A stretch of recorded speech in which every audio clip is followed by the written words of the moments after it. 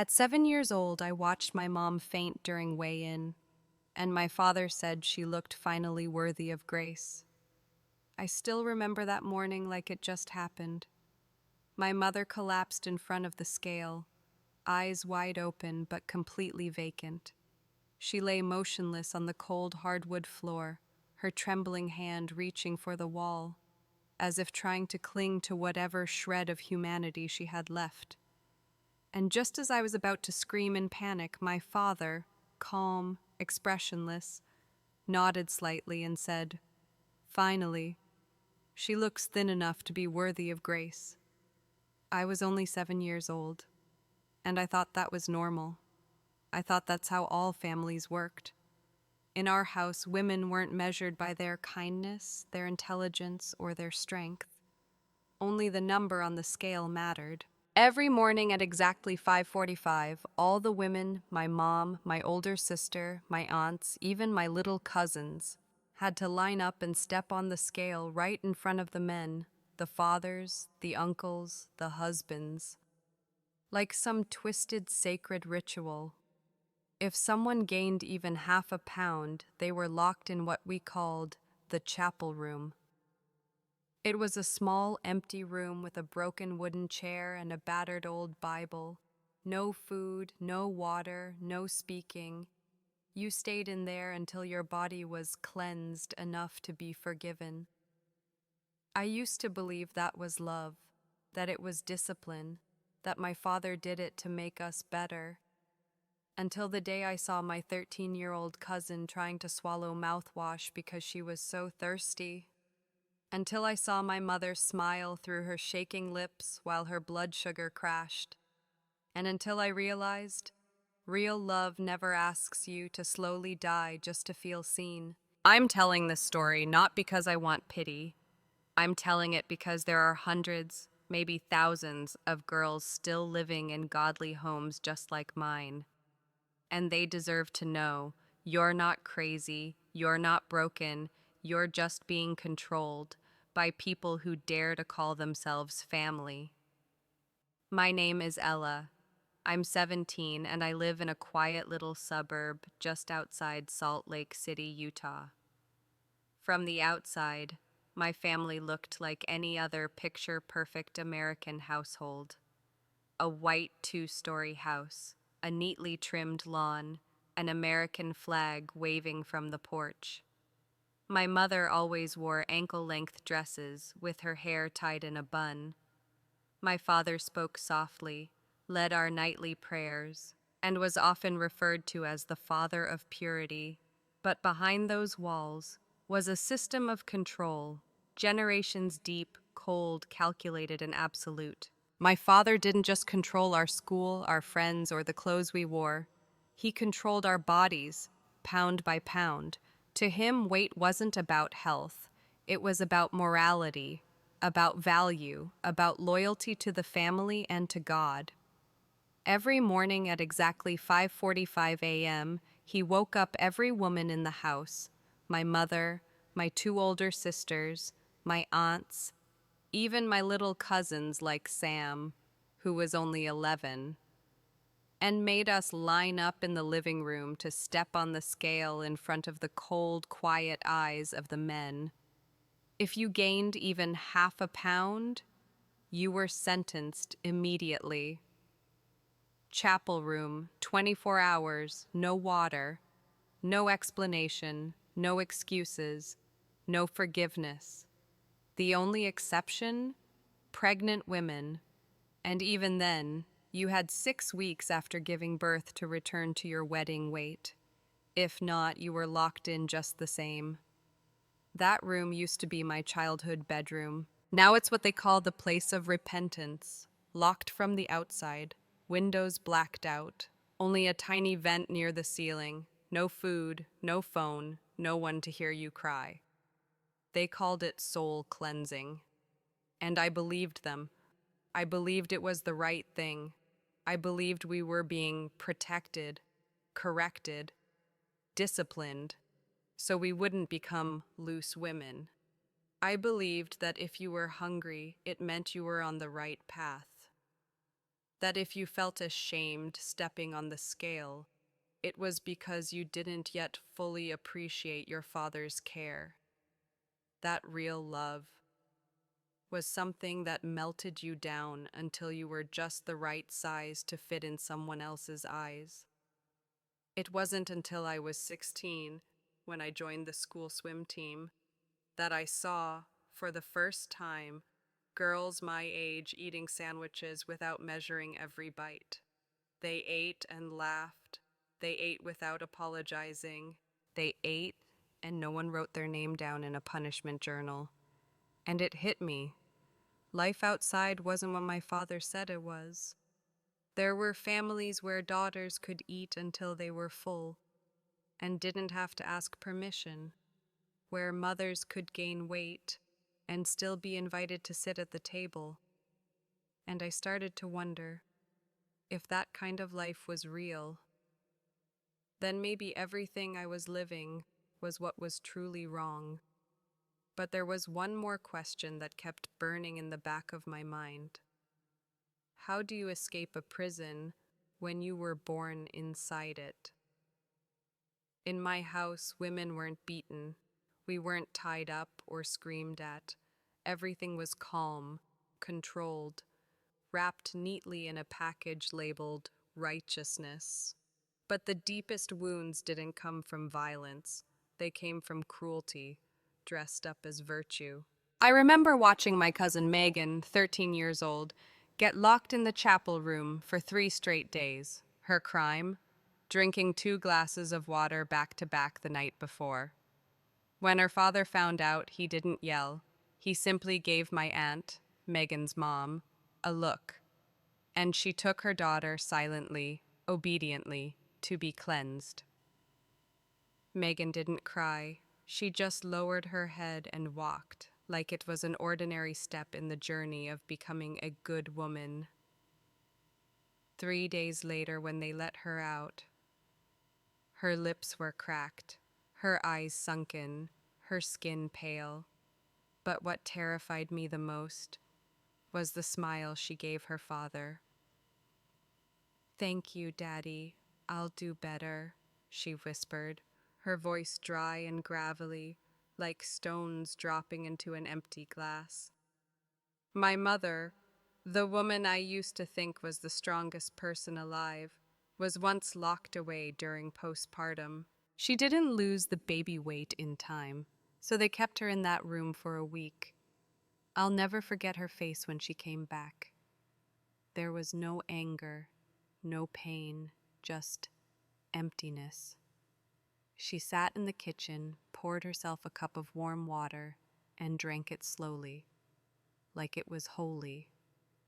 Then she said just one thing: "God gives the test. Your father just carries it out." I've heard versions of that line from dozens of women around me. They told each other, "Do it for the family."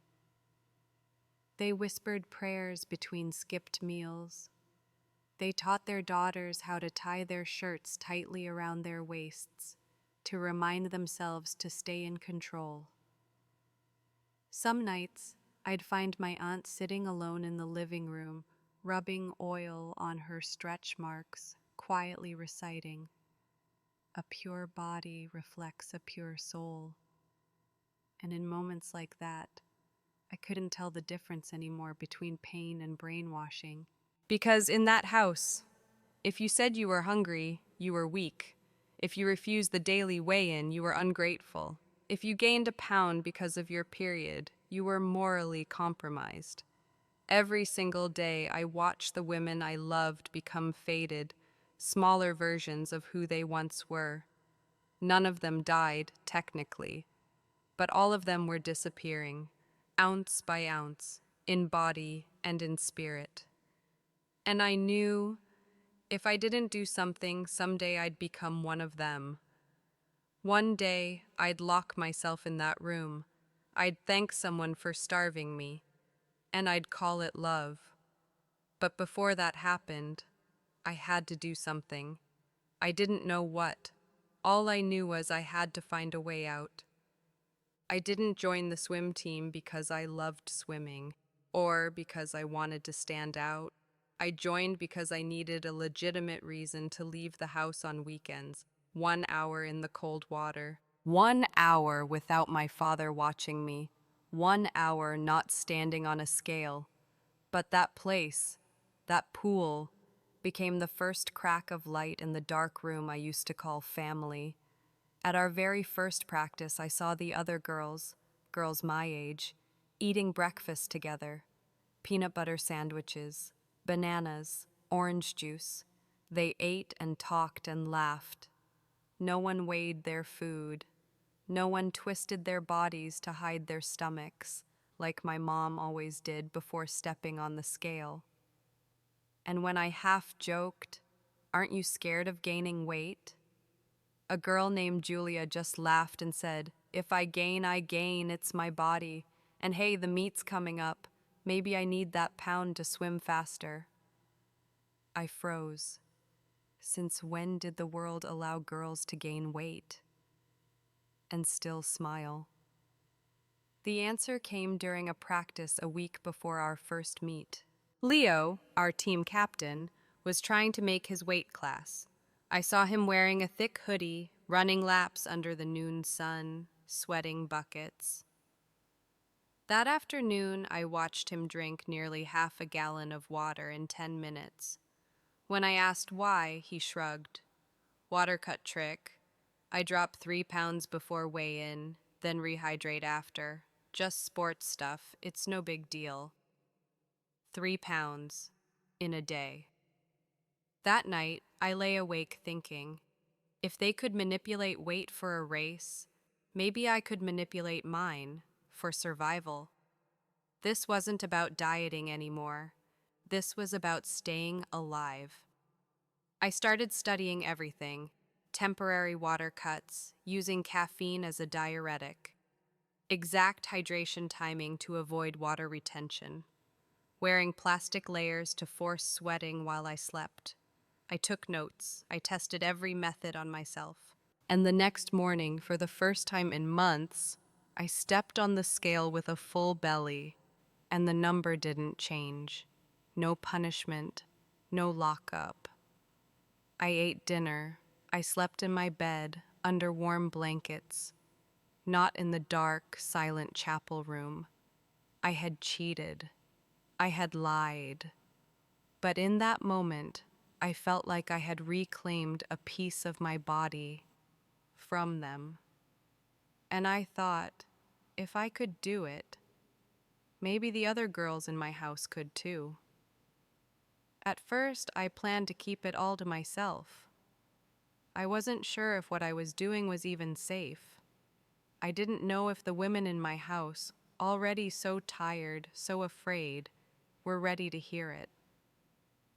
And more than anything, I was terrified that if they knew, they might betray me, because sometimes fear is stronger than hunger. But then one day I saw my little cousin Samantha, only 12, curled up in the corner of the kitchen, pressing a piece of tissue into a cup of water and sucking out each drop. She had been locked up 3 times that month. Her tiny body shook with every breath. I knelt down beside her and whispered, "I know a way to keep you out of that room, but you have to promise not to tell." She nodded instantly. No questions, no hesitation, just the tiniest spark of hope. And that was the day I started building what I called the Circle of Grace. On the surface, it was just a Bible study group, a sweet little weekly gathering for the virtuous young ladies of the house, a space to learn and grow in faith. My father and the other men were thrilled. They even praised my natural leadership. And they had no idea that buried between the hymns and scripture verses, we were quietly building a survival plan. Every Wednesday at 6 p.m., we sat in a circle in the living room.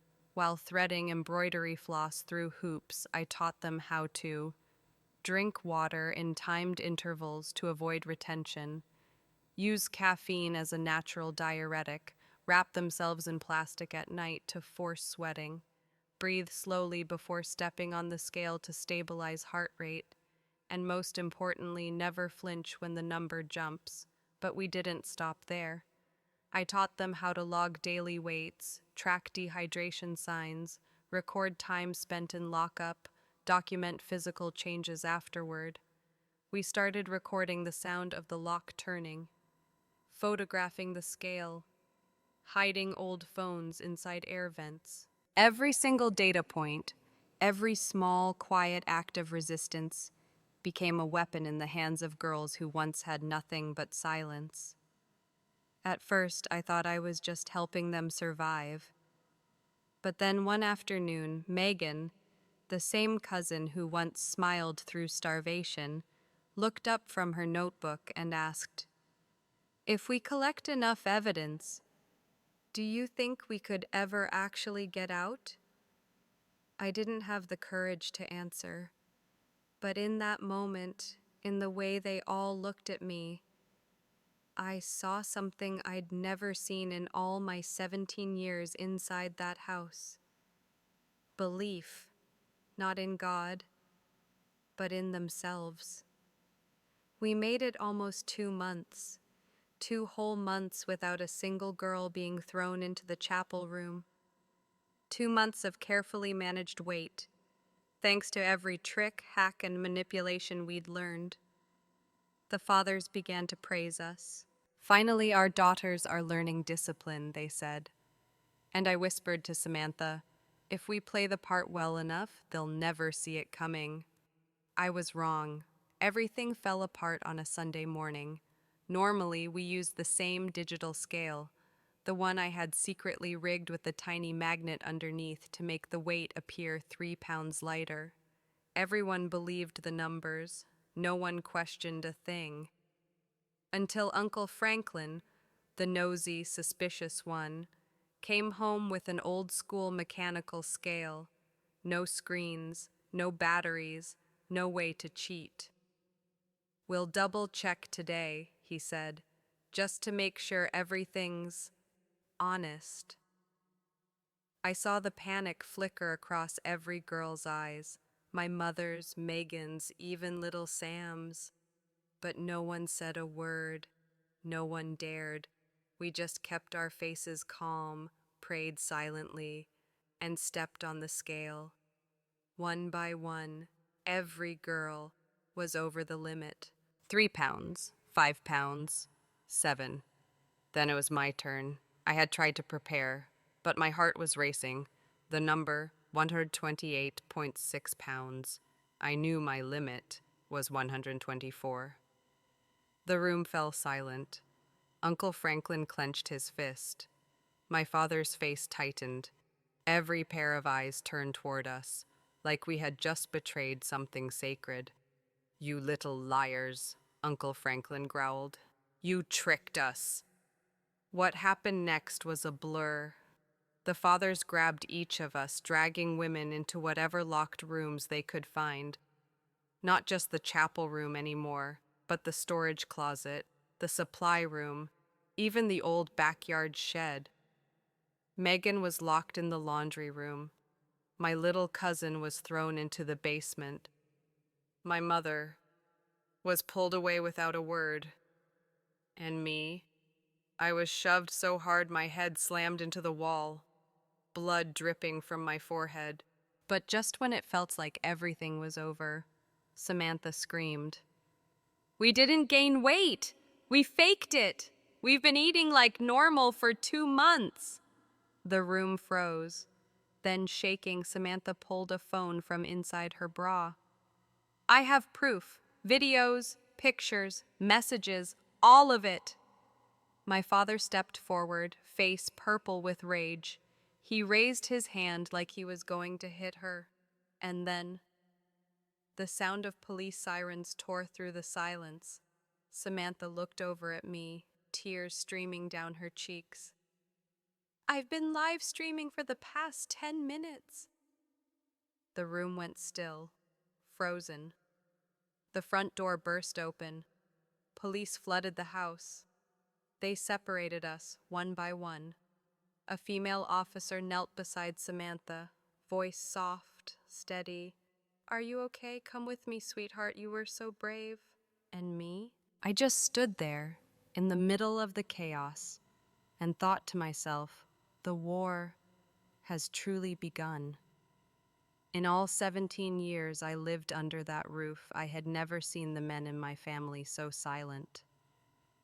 After Samantha's live stream, the police stormed in like a hurricane, like search warrants, interviews, cameras, social workers.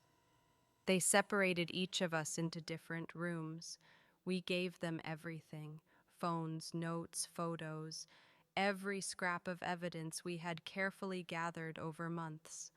I truly thought we had done enough. And for a brief, blinding moment, as they walked me out to the squad car, as sunlight filtered through the trees above our gate, I believed maybe this was the end, that the scale would never light up at 5:45 a.m. again. But I had underestimated them, badly. 3 days later, the family's lawyer showed up, an older man with silver hair, a tailored suit, and a voice so calm it made even cruelty sound polite. He called it a cultural misunderstanding, a strict but legal form of parenting. Then the messages started pouring in from the other girls. My videos are gone from Google Drive. My iCloud photos are wiped. All my recordings vanished from Dropbox. I rushed to check my own accounts. Empty, wiped clean, not a single warning, not even a file in the trash. I ran upstairs, threw open my bedroom door, and there he was, Kyle, my brother, sitting at my desk, laptop open, the screen casting a cold blue glow on his blank face. He looked up at me, said nothing, and in that moment everything inside me cracked open. Kyle was the one who helped me set up the backups. He knew all the passwords. He was the only person who could access it all without asking. "Was it you?" I whispered. He nodded, not meeting my eyes. "Dad found out about the backups," Kyle said quietly. "He threatened to pull my med school funding, called the dean, said if I didn't help, everything I'd worked for would be gone." I wanted to scream, to throw the laptop across the room, but all I asked was, "Did you keep anything?" He hesitated, then murmured, "Yes, one copy. Hidden. Not for you. Just in case." I didn't know what I was feeling. Rage, grief, betrayal, probably all of it. We thought we had won, but they had a counterattack ready all along. The next morning it spread like wildfire. CPS closed the case, citing lack of verifiable evidence. The live stream was taken down, flagged for privacy violations. The press went silent. And the fathers? They lifted their heads again, shook hands in the kitchen like they'd just wrapped up a successful board meeting. Across the breakfast table, my father looked at me, lifted his teacup, and calmly said, "Every family has misunderstandings, Ella. The smart ones know when to stay quiet." I clenched my fists under the table. Beside me, Samantha sat with her head down, hair hiding half her face. She hadn't said a word since the video disappeared. We once believed justice would come, if we just told the truth. But the truth, in a world built to protect those in power, is never enough. After the evidence was wiped clean, after Samantha went completely silent, after my father said, "The smart ones know when to stay quiet," I truly began to believe we had lost. Not just because we lost the files, but because I lost faith in everyone around me. I didn't know who was still on my side and who had quietly switched to his. I withdrew from the circle of grace, stopped talking to the other girls. I went to school, came home, and laid in bed. The stress made my weight plummet. For the first time, I hit the target without faking it, and I hated it. Then, one cold, rainy Monday night, I was sitting alone in the backyard when someone approached. David, my cousin, 18, son of Uncle Franklin, the most ruthless man in the house. We'd never been close. David was quiet, distant, his eyes always somewhere else. But I knew one thing about him. He was gay. And in our house, that was the ultimate sin. I looked up, bracing for a tense conversation. But David just sat down next to me. For a long while, he said nothing. Rain tapped softly on the porch roof. Then he handed me his phone and opened a folder titled Insurance. I froze. Inside were hundreds of files, videos, audio clips, photos, all neatly organized, clearly labeled. Some were the very files I thought had been deleted from my own cloud. "You saved all this?" I asked, my voice barely audible. David nodded. "Why?" He looked straight ahead. "Because I knew one day we'd have to fight back. But when that day came, we couldn't rely on the system. We'd need something they couldn't erase." I stared at him, torn between suspicion and hope. "Are you with them?" I asked. He shook his head. "You think being a boy made me safe?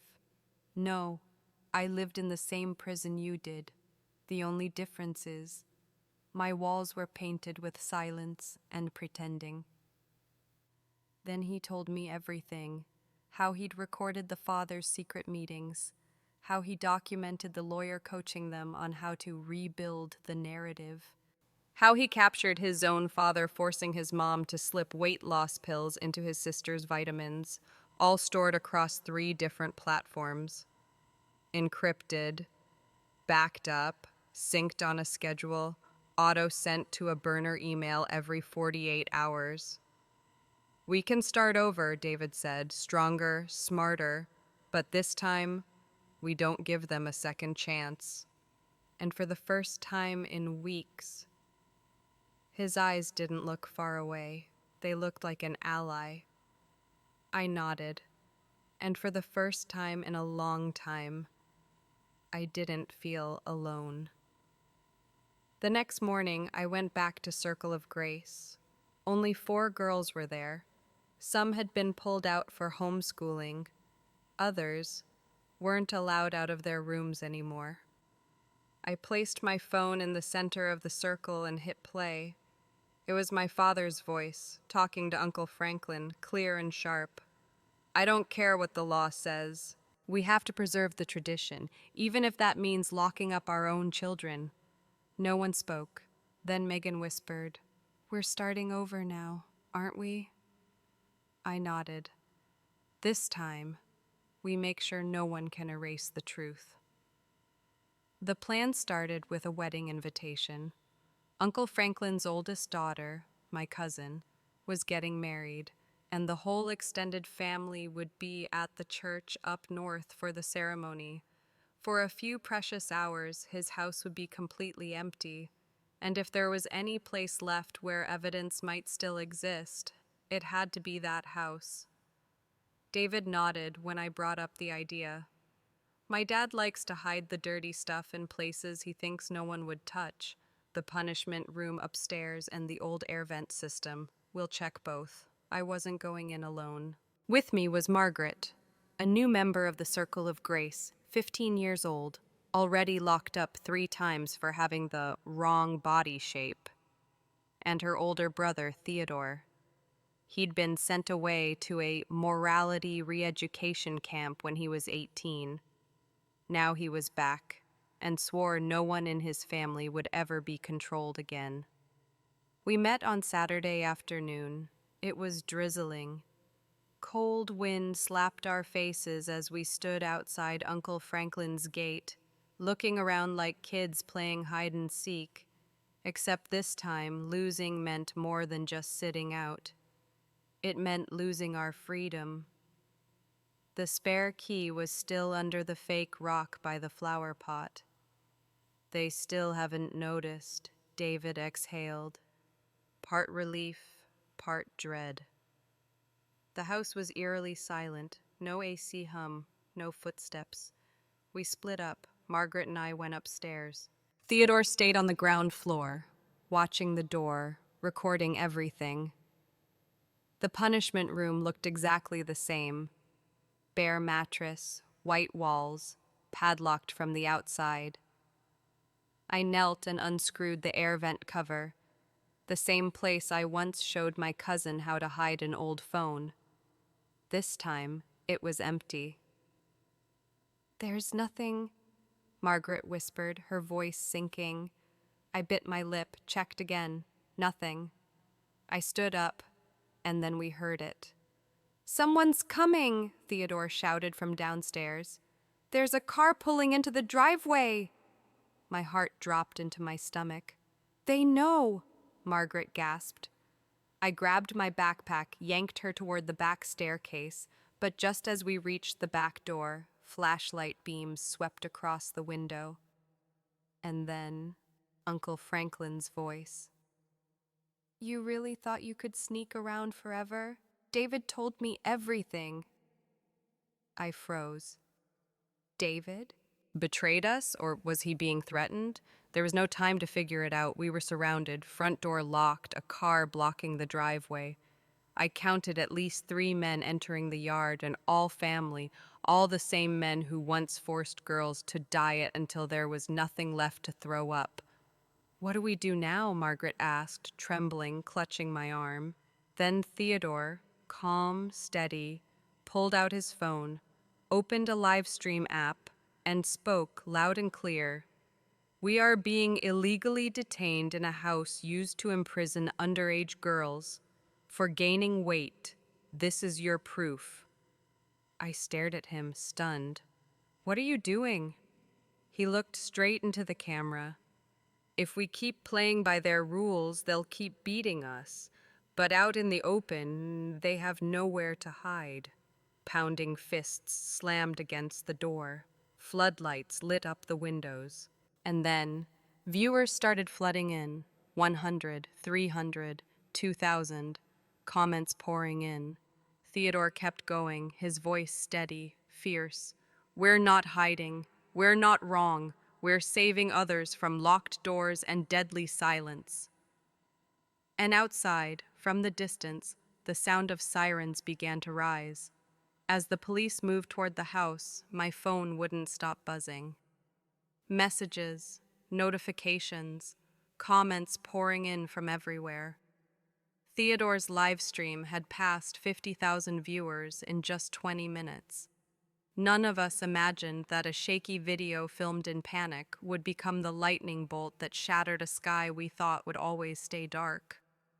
When the police arrived, they didn't arrest us. They asked if we were okay. They had seen the live stream. They'd received over 700 calls from viewers demanding a welfare check on the house. They saw the footage we recorded, the locked room, the fresh padlock, the scribbled notes on the walls, and the audio of grown men planning discipline through isolation.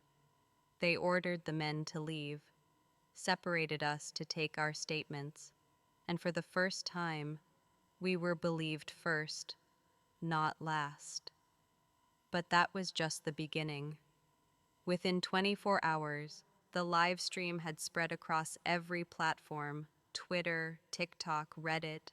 Hashtags like #CleanVesselAbuse, #WayInWar, #FreedomNotFasting began trending nationwide. And then, something none of us saw coming. Others began to speak out.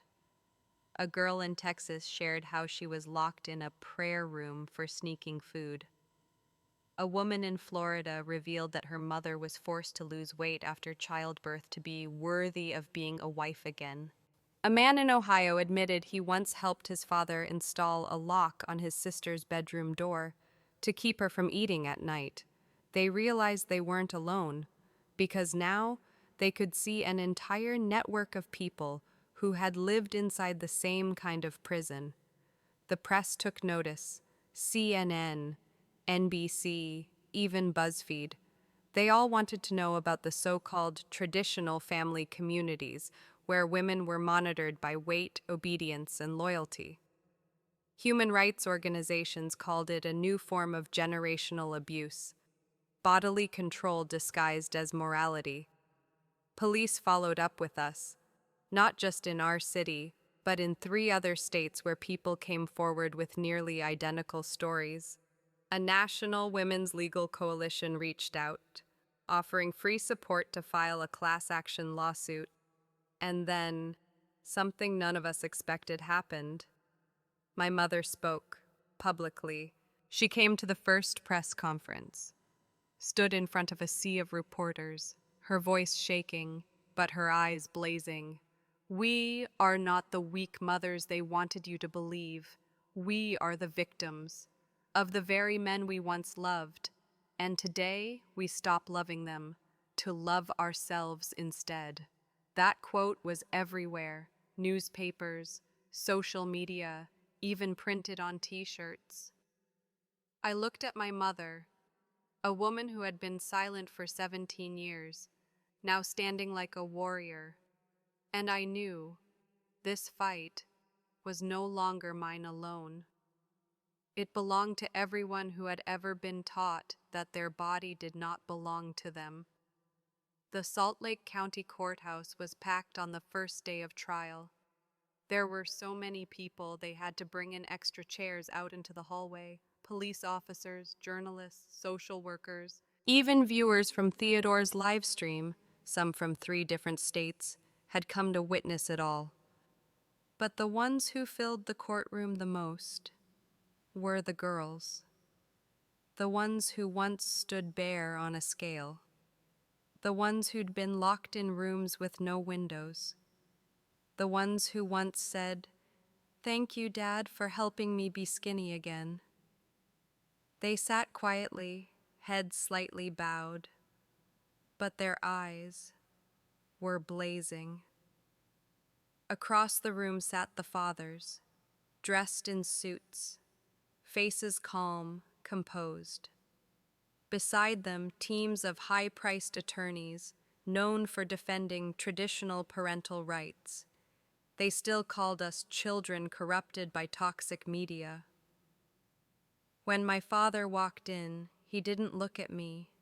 He didn't look at my mother, but I saw him clench the handle of his briefcase as if what was coming was just another important meeting, not the raw truth waiting to be exposed. My mother was the first to take the stand. She wore a pale green dress, a color my father once banned for making her look bigger. Her voice trembled at first, but the longer she spoke, the steadier she became. She talked about being locked up while pregnant, about collapsing from low blood sugar and needing IV fluids at the hospital, about how my father still called her weak. "I used to think it was because he loved me," she said, "but now I know it was control, not love." When it was my turn, my legs shook as I walked to the witness stand. But when I saw Samantha and David and Kyle sitting on our side now, head bowed low, I remembered. I wasn't speaking just for me. I told everything, the scale, the locked room, the circle of grace. How I used to fake smiles through hunger. How I used to dream of sleeping through the night without being woken up to weigh in. And my deepest fear, that I'd grow old in that house and never once live inside a body that truly felt like mine. The defense tried to spin it. They called it adolescent exaggeration, emotional distortion caused by puberty, and influence from anti-family media trends. But then Theodore stepped up. He opened his laptop and played clip after clip, verified recordings, video footage, chat logs, private conversations between the fathers, planning to use the cleansing rooms to punish girls who disobeyed. One clip caught Uncle Franklin's voice, crystal clear. I don't care what the law says, as long as they're afraid of us, we're doing it right. The jury fell silent. Then David took the stand. In front of hundreds of eyes, he said, I'm gay, and in my family, that meant I deserved to be locked up. I recorded everything, not for revenge, but so that no one else has to grow up thinking that conditional love is real love. By then, no one on the defense side was sitting up straight anymore. After 6 days in court, the jury took less than 5 hours to reach a verdict. Guilty. Charges: unlawful confinement, psychological abuse, obstruction of justice, evidence tampering. Some of the men cried, some stayed stone-faced, but most importantly, none of them smiled. None of them had power anymore. When they escorted my father out in handcuffs, he looked at me for the first time, not with regret, not with love, just as a man who no longer controlled anyone. I met his eyes, and I did not bow my head. After the trial, the house that once overflowed with fear became eerily quiet. No more clicks of locks turning each morning, no more weight charts taped to the wall. No more girls sneaking into the kitchen at night to sip water and dry their lips before anyone noticed. The old scale, the symbol of an era of captivity, was placed in the storage room, covered with a cloth. My mother said it wasn't thrown away, and it wasn't kept. It was left there to remind us that there was a time when we were taught our worth was just a number. Now, every morning, I wake up without the 5:45 call. I eat breakfast. I drink water when I'm thirsty. I've gained nearly 8 pounds, and I'm still breathing, still smiling. None of us died from being allowed to live like human beings. And the circle of grace? We don't hide it anymore. We moved our group to the local public library, filed as an official support network for teen girls facing body-based control. We renamed it Project 545, a reminder that from now on, we choose when we step up and what we step up for. David received a full scholarship to study law. He wants to become an attorney for LGBTQ+ youth trapped in controlling households. Theodore launched a support group for boys who've been crushed under the weight of man-up expectations. Margaret, the girl who once whispered, "We're starting over, right?" now teaches weekly workshops, helping young girls understand the difference between discipline and abuse. And my mom, who stayed silent for 17 years, now speaks at local conferences. Her hands still shake when she holds the mic, but she says, I used to think I was preserving tradition. Now I know. I was breaking a chain that had been passed down for generations. As for me, I didn't become an activist. I didn't become a lawyer. I just lived. I'm learning to love my body, even when it gains weight, even when it's tired, even when it wants to do absolutely nothing. I write. I answer letters from girls across the country. They message me, I saw your story, I need help. And I write back, every single one. Because if there's one thing I've learned after all of this, you don't need to scream to be heard. You just need someone on the other side who won't erase what you've said. No one deserves to be locked away just because they exist in the wrong size. No one deserves to be called shameful for having a belly that hasn't flattened yet. And no version of love is worth starving yourself to keep. We're no longer the children who stepped onto the scale each morning. We are the ones who stepped off and chose to walk away.